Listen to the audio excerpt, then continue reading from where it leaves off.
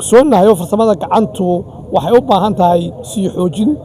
oo sameyn bajad dhiirigelin xooga taasina qorshaha way noogu jirtaa waanad ogsoontiino inta karaanka yaga ka wasaaradaha ka qaran ahaanba waxaan gacan buuxda ka geysanaa farsamada gacanta ka soo qayb galay madaxweynaha jamhuuriyadda Soomaaliland mudane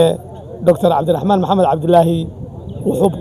idnaanta koobaad siinayay sidoo horumarin lahaa farsamada gacanta sanadkii 2025 waxaan dirnay tiro ardaya oo 8 kor u dhaaftay oo farsamada gacanta oo ka heshay scholarship dalka Itoobiya sanadkii ku xigeenay in inta ku dhoobaan dirnay sanadkan qorshe fiican baan ka leenahay insha Allah. Assalaamu calaykum waraxmatullaahi wabarakaatuh. daawadayaal labad meel ka soo naga daawanaysan halkan waxa igula sugan agaasimaha guud ee waxbarashada qaranka jamhuuriyadda Soomaaliland Cabdiraxmaan Xuseen Xaaji Xirsi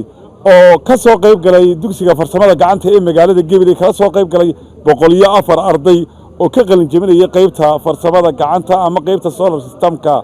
ee ku soo dhaw agaasima marka hore mikrofoonka waan dhawahay runtiina aad baan ugu faraxsanahay inaan ka soo qayb galo maanta qalin jebintan tirada ardayda inta laga ku qalin jebin gaar ahaan iskuulka farsamada gacanta ee gobolka Gabiley waad mahadsantahay ka wasaarad ahaan waxaan horta wax weeyaan farsamada gacanta dugsiyada farsamada gacanta in la xoojiyo u baahan yahay oo waa la wada ogyahay waayo shaqo abuur buu dalku u baahan yahay mudan agaasi shaqo abuurkaana waxa dhalinyartu ay wax ku sameyn kartaa oo dalkan ka shaqeeya dad farsamada gacanta ku soo bartay dibadda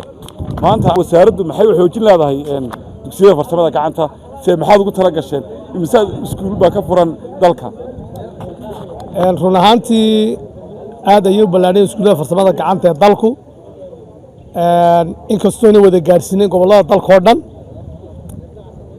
wasaaradahan wasaaradda waxbarashada barnaamijka science-ku waxay mudnaanta koobaad siinaysaa farsamada gacanta si loo horumarin lahaa sidaad wada ogsoontihiina shirweynihii qaranka ee sanadkii 2025 la qabtay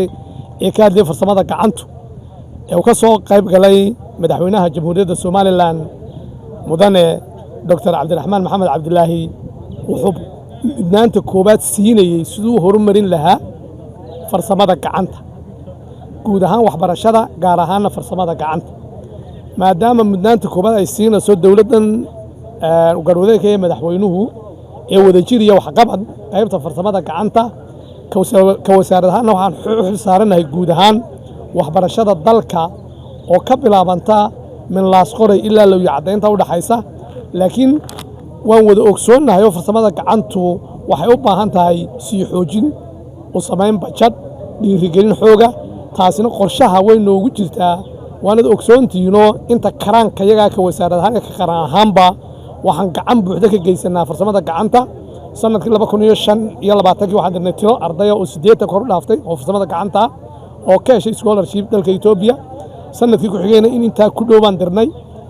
sanadkan qorshe fiican baan ka leenahay insha Allah inaan tiro inta ka badan dirno sidaa daraadeed waxaan rabnaa baahida dalka ka jirta ee farsamada gacanta in loo helo ardaydii dalka u dhalatay deegaan ahaan dalkan Soomaaliland ee ka soo baxay dugsiyada sare iyo jaamacadaha dibadda intuba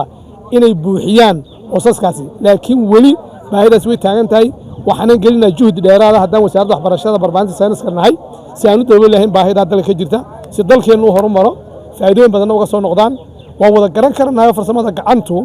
waxay faa'iido weyn u leedahay dalka iyo dadka horumarkiisa intaba waana dadaalna insha Allah